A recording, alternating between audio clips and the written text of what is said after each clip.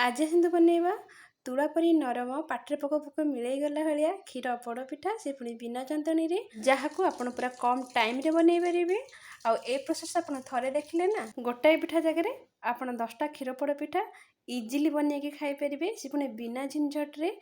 आशा करुँची आपण मानक रेसिपीटी निश्चित भाव में पसंद आसो। तेज आसन देखने रेसिपीटी केमती बनिया होती आम दरकार चाउल आदे भी आप चाउल नौकरी पिठा चाउल ही ने। आपको कौन करी मुझे राति बतुरे दी मिनिमम 8 ରୁ 10 घंटा आपको मु फ्रिज रे ही रखी।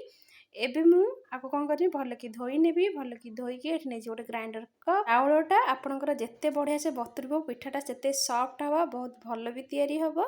आपको फ्रिज रे रखिए आहरी बढ़िया बनब पिठाटा। आठी एवं नेबा आम 2 ରୁ 3 ଚାମଚ पानी आपको पूरा पतला करके बाटबेनी आणटा टे मोटा रखिकी बाटबे आ पूरा फाइन पेस्ट करने। देखो यही टाइप पूरा चिकन करके बाटी ने आ कंसिस्टेंसीटा आपंकर यही टाइप ही रहा दरकार। एबे नहीं गोटे बड़ जगह आर गलाइया आमको सुविधा हे। एबे आम ए बाटिक रखि आण को आम आड करवा। एबे कौन करवा ना ए नवा आम क्षीर एठी मु जो कप रे मापिकी चाउल नहीं से कप रे मापिकी 2 कप क्षीर नहीं आपको मुझे भलसे फुटे क्षीरटा फुटे कौन ना गोटे कप क्षीर रही अल्प अल्प देकी प्रथम भलसे गोले ना। आउ जिते भी आप क्षीर नौ पूरा गरम गरम क्षीर ही ने। एबे आपको 5 मिनट भलसे फेंटी नवा। देखो माने चाउल क्षीरटा केमती बहलिया हो आसला क्षीर पकेला भी तो जानवे जे आपंकर बैटरटा ही ठीक अच्छी। एबे कौन करवा ए स्वाद अनुसार लुण मुझे 1/2 चामच लुण नहीं। एबे नौ हाफ कप चीनी आपण पसंद अनुसार आप मिठार क्वांटिटी कम बेस करेंगे। एठी मुझे नौ काजू किशमिश आ काजू किशमिश के सब पछरे भाजिकी ही पकेबे। आठ मुझे किसी नड़िया खंड मान छोट छोट पीस काटिकी नहीं नड़िया को आर क्वांटिटी आप हिसाब से आप कम बेस करेंगे। एबे कौन करवा ना एथि ना 4 ରୁ 5ଟି कुटा होता गुजराती आपको पकईकी सबको भलसे मिक्स करनवा। आपन जदि ए प्रोसेस रे करूछंदी आपनकर क्षीर पोड़ पिठा शीघ्र हो जो जंतीबार झिंझटटा ही रहिबनी। आपनकर नॉर्मली आपनकर चाउलटा 7 ରୁ 8 घंटा बतुरेले ही पिठाटा आपनकर भल तैयारी हम।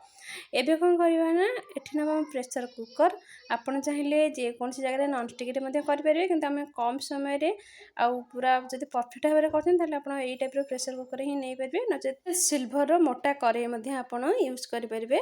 एबे कौन करवा ए घी देकी आर चारिपट जाक आप भल से ग्रेस करनवा। ग्रेस कर सारा पर आपण तले गोटे जदि बटर पेपर अच्छी पकई पारे नचेत आपण कौन करेंगे ना जो कदली पत्र ताकू यूज करेंगे।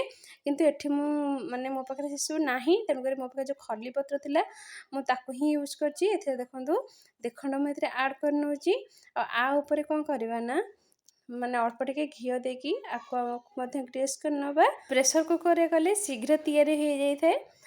आपड़ चाहिए नॉनस्टिक कड़े करेंगे से शीघ्र हो। कौन करवा ए गोलेकी रखि बैटर को आम आड करनवा। आ बैटर को आड कर कौन करना प्रेशर कुकर टिके बाड़ेदेवे जमी आम बैटरटा माने सामान भाव में ही रही।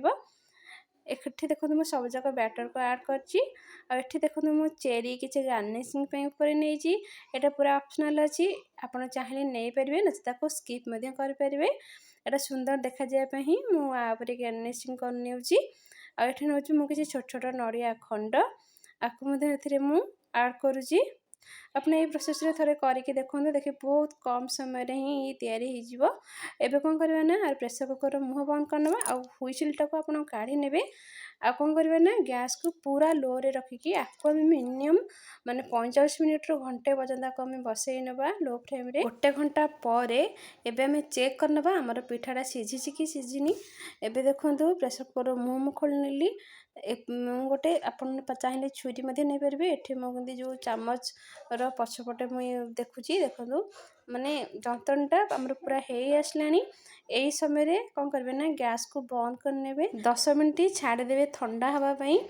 10 मिनट पर देखो रेडी हो गला आमर क्षीर पोड़ पिठा। देखो तार लुकटा बहुत सुंदर आसी देखा भी बहुत बढ़िया लगे। एबे कौन करवा छुरी साहाଯ୍य कौन करवा ना चारिपट साइज को एमती टिके काटिदेवा। काटिदेले कौन हम ना चारिपट साइड रे जो लगी मैंने पोड़ पिठाटा जो पोड़ी जाए जो लगी जाए चारिपट साइड रे सहजरे आमर छाड़ीज। देखो ये सहजरे बाहरी पड़ुची।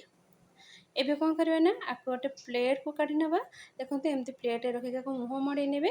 ଆଉ ମୁହଁ ମଡ଼େଇକି ପ୍ରେସର ପଛପଟକୁ କେମିତି ଟିକେ ବାଡ଼େଇ ଦେବେ। ବାଡ଼େଇ ଦେଲେ କ'ଣ ହେବ ନା ସେ ଇଜିରେ ହିଁ ବାହାରି ପଡ଼ିବ। ଦେଖନ୍ତୁ ଇଏ ପୁରା ବଢ଼ିଆ ସେ ଗୋଟା ଟାଇପ୍ର ହିଁ ବାହାରି ପଡ଼ିଛି। ଆଉ ପଛପଟେ ଯେଉଁ ପତ୍ର ଗୁଡ଼ାକ ଅଛି ଆମେ ତାକୁ ଦେଖନ୍ତୁ କାଢ଼ି ନେବା। ଦେଖୁଛନ୍ତି ତ ପଛପଟେ ବି ପୁରା ପୋଡ଼ିନି, ବହୁତ ସୁନ୍ଦର ଭାବରେ ମାନେ ପିଠାଟା ଆମର ହେଇଛି। ଏବେ କ'ଣ କରିବା ଆକୁ ପଛପଟକୁ ମାନେ ପ୍ଲେଟ୍କୁ ଆମର ଲେଉଟାଇ ଦେବା। ଆପଣଙ୍କ ରେଡ଼ି ହେଇଗଲା କ୍ଷୀର ପୋଡ଼ ପିଠା। ଯଦି ଆପଣ ସହଜରେ ଏମିତି ବନେଇ ପାରୁଛନ୍ତି ତାହେଲେ ତାକୁ ଜନ୍ତିକି ଏତେ କଷ୍ଟ କରିକି ବନେଇବା କିଛି ବି ଦରକାର ନାହିଁ। ଆଉ ଟେଷ୍ଟରେ ବି କିଛି ବି ଖରାପ ଆସିବନି, ଟେଷ୍ଟ ସମାନ ହିଁ ରହିବ। ଆପଣ ଜନ୍ତିକି କରନ୍ତୁ କିମ୍ବା ଏ ପ୍ରୋସେସ୍ରେ କରନ୍ତୁ, ଟେଷ୍ଟ କିନ୍ତୁ ଏକା ପରିକା ହିଁ ରହିବ। ଆପଣ ଥରେ କରିକି ଆକୁ ଟ୍ରାଏ କରନ୍ତୁ, ଦେଖିବେ ଏଥର ରଜରେ ଆପଣ ଗୋଟେ ଜାଗାରେ 10ଟା ବନେଇକି ଖାଇବେ। ଆଉ ଦେଖନ୍ତୁ ମୁଁ ସବୁ ଯାକ କାଟିକି ନେଇଗଲି। ପୁଣି ଦେଖାବ ଆଉ ଗୋଟେ ନୂଆ ଭିଡ଼ିଓରେ। ସେ ପର୍ଯ୍ୟନ୍ତ ସମସ୍ତଙ୍କ ଦିନ ଶୁଭକର ହେଉ। ଭଗବାନ ସମସ୍ତଙ୍କୁ ଭଲରେ ରଖିଥାନ୍ତୁ। ଯଦି ଆମ ଚ୍ୟାନେଲକୁ ଲାଇକ୍, ସେୟାର, ସବସ୍କ୍ରାଇବ୍ ନ କରିଛନ୍ତି ତେବେ ନିଶ୍ଚିତ ଭାବରେ କରିବା ପାଇଁ ଆପଣମାନଙ୍କୁ ମୋ ତରଫରୁ ଅନୁରୋଧ ରହିଲା।